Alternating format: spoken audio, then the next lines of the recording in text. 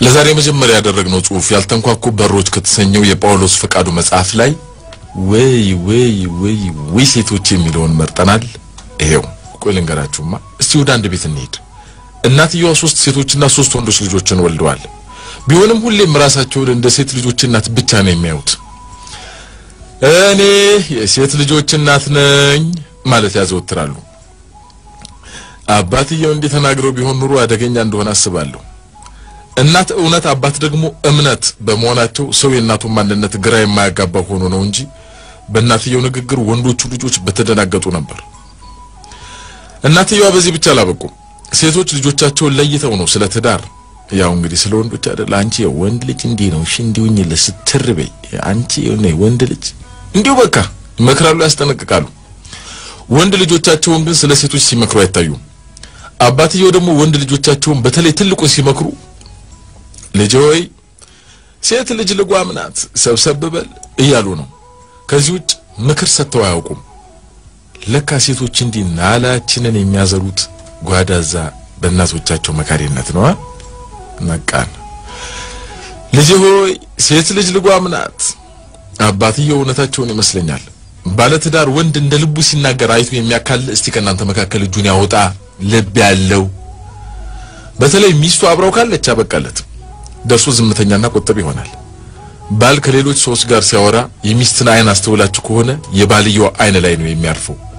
ባይኗ ሪሞት ኮንትሮል ባሏን ከርቀት ሆኖ እንዲ በቃ ለቀም የማይሆን ነገር አወራለሁ ካሉ ባይኗ ሃርድ ትሰጠዋለች። ስለዚህ ምን ማውራትና ለማውራት እንዳለበት እንዴት ማውራት እንዳለበት ለማወቅ የእርሷን ፊት በስጋት እየተመለከተ ነው የሚያወራው። ወይኔ ባል ሲያሳዝን። እንደው እድለኛ ቢሆንና በዚያ ሳዝም ብትለው እንኳን ማታ ቤቱ ሲገባ ወይኔ ጉዱ ነው። እኔ ቆንጆራት ይቀርብልህ ቡና ይቀርና ሂሱ ግምገማው ግለይሱ ይቀጥላል። ትዳር ውስጥ ሳይሆን ትጥቅት ግል ውስጥ ያለ እስኪመስለው ድረስ መተኛት ሲያምረው ይቀር።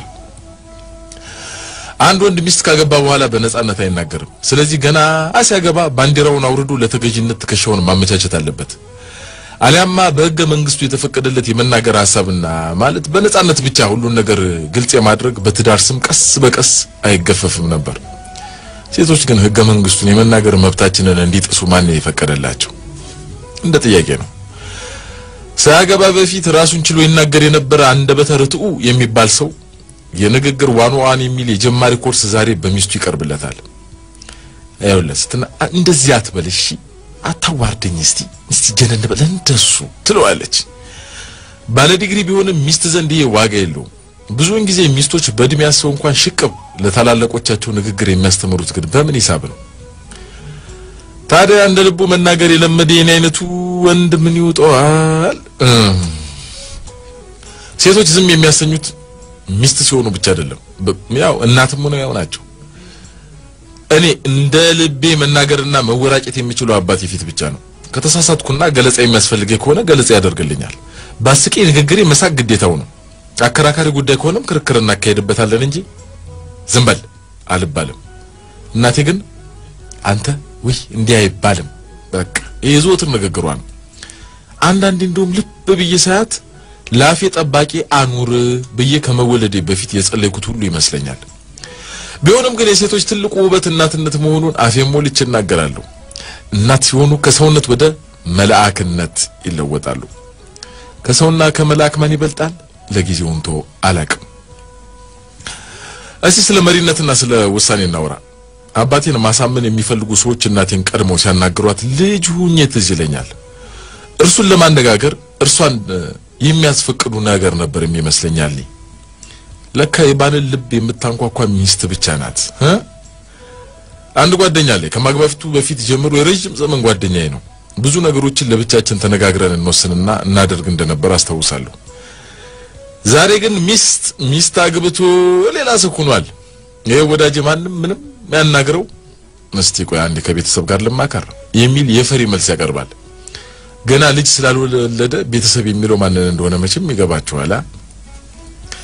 ለካ ቤተሰብ ማለት ብቻዋንም ብትሆን እንደ ብዙ የምትቆጠረው ሚስት ናት። ቢሆንም ከቤተሰብ ጋር ከተመከረ በኋላ ሁሌም ሐሳቡን ለውጦ ነው የሚመጣው። ባሎቼው ናቸው በክብ ጠረጴዛ ዙሪያ ሐሳብን ለመቀየር የተቸገረ ሰው እኔ በአራት ማዕዘን አልጋ ላይ በቀላሉ ለምን እጁን እንደሚሰጥ ግራ ነው የሚገባኝ። ቆይ አልጋ የመወያያ ቦታ መሆኑ ማለት አለ እንዴ? ግን እኔ አልተማርኩትም እስከዛሬ። ወንዶች መሪና ራስነን ብለው ሲኮፈሱም ያስቀኛል።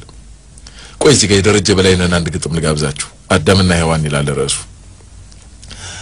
አንተ አዳም ራስ ነህ ይላል ቅዱስ ቃሉ፣ አንቺ ሔዋን አንገት ነሽ ብለው ያወራሉ። እንግዲህ ተስማሙ። አንተ ራስ እርሱ አንገት ብታሽከረክረ ታዲያ ምን አለበት? አሽከርክረው እስኪ። ሰባኪው ስለ ጋብቻ አስተምረው ሲጨርሱ እስቲ የኔና የቤቴ ራስ ሚስቴ ናት የምትሉ ተነሱና ልጸልይላችሁ ብለው ለጉባኤው ጥሪ ያቀረቡ። በጉባኤው የነበሩ ወንዶች ሁሉ ተነስተው ሲቆሙ አንዱ ብቻ ሳይቆም ቀረ። ቁጭ እንዳለ እዛው እንደተከዘ። እርግጠኛ ነኝ ወንደላጤ መሆን አለበት መቼም እንጂ እንዴት ብሎ ይሄ እንዴት በማለት በልባቸው እያሰቡ ጠጋ አሉት መጋቢው። ምን ሆነ ነው ማትነሳው ቢሉት ምን ያለ ይመስላችኋል? ትነሳና ወይውልህ ብላይ ነው ሚስቴ። እኔ ሞኛ ምን አባቴ ላርግ? ከየትኛውም ባለ ትዳር ጋር በሆነ ጉዳይ ተነጋግራችሁ እሺ አደርጋለሁ ምን ጣጣ የለውም ብሏችሁ ቢሄድ በፍጹም እንዳታምኑት። ቤት አለቃው እንደ መቶ አለቃው ተጠብቀዋለች። አዛስ ሚስቱ እንዳሳደረችው ያድራታል እንጂ ምን ያመጣል? ቢፎክር ፉከራው እንደ ሽሮ ድንፋታ ነው። ያው ሽሮ የሚደነፋው እንጀራ እስኪያገኝ ድረስ እንደሆነ ሁሉ የባልን ፉከራ ሚስቱ ዘንድ እስኪደርስ ብቻ ነው። ከዚያስ ለጓም ይገባለታል ጭጭላል። አንድ ጊዜ ከአንድ ወዳጅ ጋር በሆነ ጉዳይ ተጋጨን። እርሱም ሆነ ሚስቱ የአመታት ወዳጆች ናቸው። ከእርሱ ጋር ዱላ ቀረሽ ጭቅጭቅ እንጨቃጨቃለን፣ በየቀኑ እንነታረካለን። እርሷ ግን ሁሌም ዝም ነው፣ በቃ ጨዋ። እኔና እርሱ ለገላጋይ ሁሉ አስቸግረናል። ይህም የየዕለት ስራችን ያህል ሆኖብናል። ላሳመነው ተቃርቤ ብንለያይም በማግስቱ እንደገና ኃይሉን አድሶ ነው የሚመጣው። እርሷ ግን ስትናገር ምንም አትታይም። ዝምታዋ ውስጥ ያለውን ሐሳብ ለማወቅ ግን አልበርት አንስታይንን መሆን ይተበቅብኛል። ስለዚህ አልቻልኩም። the dark horse ይሉታል ፈረንጆቹ። የማይታየው ፈረስ ልንለው እንችላለን። ለካ የማትታየው ፈረስ እቤት ሲገባ ጠዝ ጠዝ ጠዝ ጠዝ ጠቅጠቅ አንተ እንዲህ ሲል እሺ ትላለህ። አንተ እንዲህ ሲል እንዲህ ሊል አይደል? እንዲህ ትላለህ። እንዲህ ያያል። እሺ ብሎ ግላይሱን ውጦ ይመጣል። ሐሳብ ይቀይራል አይባል። ሌላ ደግሞ በፍቅር ጥየቃ ላይ እስኪ ሴቷ ወንዱን ለፍቅር ብትጠይቅ ምን አለበት የሚል ጉንጭ አልፋ ክርክር በተለያየ ጊዜ አጋጥሞኝ ያውቃል። በእነርሱ ቤት ሁሌም ጠባሹ ወንድ መሆኑ ነው። ድንቄመቴ እስኪ አሁን የትኛው ወንድ ነው አረንጓዴ መብራት ያላሳየችውን ሴት አብስሎ የሚያውቀው? ሴቶች መጀመሪያ ወንዱን ያዩታል፣ በራሳቸው መንገድ ይገመግሙታል፣ ሲፈልጉትን በማህበር እኮ ተደራጅተው ይወያዩበታል። ጉድ እኮ ናቸው መቼም። ሚዛን የሚደፋ ከሆነ ሴቲቱ ምንም ያልፈለገች መስላ በሆነ መንገድ ትታየዋለች። ወንዱ ከርፋፌ ዝም ብሎ ቀጥ ያለ ኢላማ ይወዳል። በቃ አንድ ለቀም ታደርገዋለች ቀርቦ። ያኔ ወንዱ ያልታሰበ ሲሳይ ያገኘ ይመስሉት በእጁ ሊያስገባ ትግል ይጀምራል። እርሷ የማትፈልግ መስላ እንደ መሽኮርማ የሚቃጣታል ማለት ሲያናግራት ወይ ምን ነው አንተ እንተዋወቃለን እንዴ እናንተ? አይ እንደ አይነት ድፍረት ደስ አይለኝም። እሺ የት ነው ይሄ?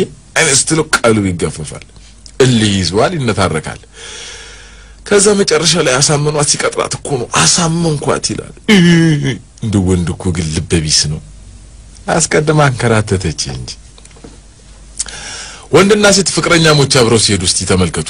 እሱ ያንበሳና የዞን ገዳይ ነገር እኮ ነው የሚመስለው። ደረቱን ነፍቶ ሲሄድ እሷ ደግሞ በቃ ወጥመድ ውስጥ ገብቶ የሚያነጅብ እንስሳ ታውቃላችሁ አይደል? በቃ ቆልጭ ትላለች። ስራ ለሰው እኮ ነው። እቤት ሲገባስ እሱ ቆልጭ እሷስ አንበሳ። ወይ ሴቶች የሴቶች ሌላው ባህሪ ደግሞ እነርሱ ያልተሳተፉበት የትኛውም ውሳኔ መቃወም መቀለማዳቸው ነው። እነርሱ ካልተሳተፉበት የተረሱና ችላ የተባሉ ስለሚመስላቸው ምንም ነገር ቢሆን አይጠማቸውም። በሰላም መኖር የፈለገ ወንድ በሁሉም ነገር ሚስቱን ቢያሳትፍ ይበጀዋል። እስቲ ወደ አዳምና ሔዋን እንሂድ። ከመጀመሪያው አዳም ያችን መዘዘኛ ፍሬ እንዳይበላ እግዚአብሔር ትእዛዝ ሲያስተላልፍ ሔዋንስ የታቃለች ፍሬስ አልነበረችም። ዓለምን በማየት እኮ እንቀድምሻለን ሴት። ከዛስ አልተፈጠረችም። እንደው አዳም ግን ይህንን ትእዛዝ ስለቀረበለት አንድም ቀን ሲነጫነጭ አልሰማነው።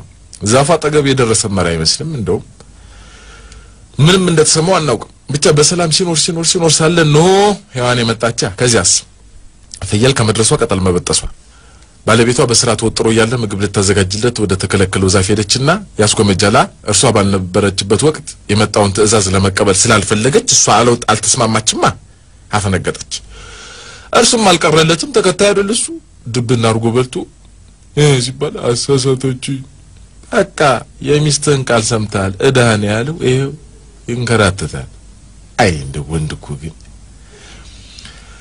እነርሱ ያልሰሩት ቤት ከሆነስ አይመቻቸውም የፈለገ ለምን ዝንጥ አይልም በቃ ስለዚህ አፍረሰው እንደገና መስራት ባይሆንላቸው የቃዎቹን አቀማመጥ ይለውጡታል አሁን ይሄ እዚህ ጋር ይቀመጣል ይላሉ ገና መጀመሪያ ቀን ጠረጴዛውን ወደ አንዱ ጥግ ይወስዱታል ምንም እኮ አልሆነም ጠረጴዛው አልጋውን ደግሞ ወደ መስኮቱ መጋረጃ ከሌለው ያደርጉለታል መጋረጃ ካለውስ አሪፍ እንኳን ቢሆን ይሄ ቤት ከዚህ ቤት ጋር አይደለም ይሄ ቀለም ይደብራል ቀየር በቃ የነሱ አሻራ የለበትም ለካ አሻራቸው እንዳሉ ሲያቅ ባይጥም እንኳን እንዲህ ነው ቤት ሲሉ ኋላ አንተስ በጣም ትላለህ አብረ ለምን ወንድ ነህ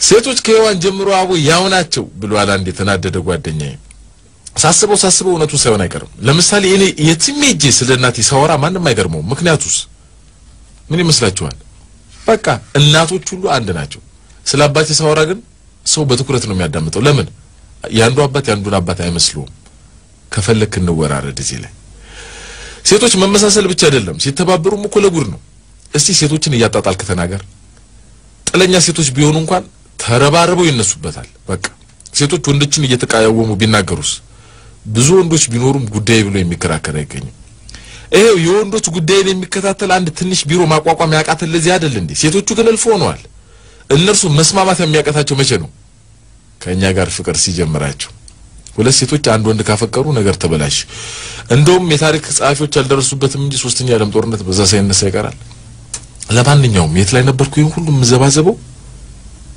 አው በጥፊ ተብሎ ሲሄድ ነው በጥፊ የነደደ ጉንጩን እንደኔ ጉንጫ አስቤ ያሻሽው የትምህርት ቤቱን ደረጃ ወረድኩት ይሄን ሁሉ ያሰብኩ ነበር ግን አሁን ሴት እንዲያ ማረር ያሆነ ቤት ስገባ ማን ያስቀምጠኛል ከምጠዘጠዝ ቡና ተፈልቶ ሊብጫውታ አይሻልም ሞኝ ነው ሴትን አማሩ ወደ ሴት የሚሄድ እና ሴቶች እናንተ እኮ የዚህ የወንዶች ዓለም ፈርጦች መሆናችሁን አልክድም እኮ ሴቶች በለሉበት በተዋበ ገነት ከመኖር ከነርሱ ጋር ከገነት መባረርን መርጠናል ሴቶች ኑሩልን እናንተ ማማረር እናንተው ስለገባ መልሼ በተደራጀ ከተማ ያለ እነርሱ ከመኖር በሰራ በራ ከነርሱ ጋር አብሮ መኖር ይሻላል ሳቃቸው መኖር ለቅሷቸው የትኛውንም የህይወት ልቃቂት የመተርተር አቅም አለው የሴቶች እነርሱ በተገኙበት ቦታ ህይወትና ውበት አብረው ይገኛሉ በቃ ምን ሌላስ ያለ ሴቶች ተሳትፎ አብዮቱ ግቡን አይመታም ብሏል መንግስቱ ኃይለ ማርያም እኛ ደግሞ እንኳን አብዮቱ አይነጋም ለሊቱ ብለን ጨምረንበታል ጊዜው ቢያልፍም ሴቶች ቆንጆ ናችሁ ጥሩ ነው ምና የሚል ቴክስቶች መጥተዋል አንድ ግን ማቀው ከቤት የተላከ ቴክስት አለ በቀረበው ጽሁፍ ምክንያት ዛሬ ማደሪያህን ፈልግ የሚል ነው እንግዲህ አንያችሁ ጋር እመጣለሁ ኢትዮጵያ ለዘላለም ትኖር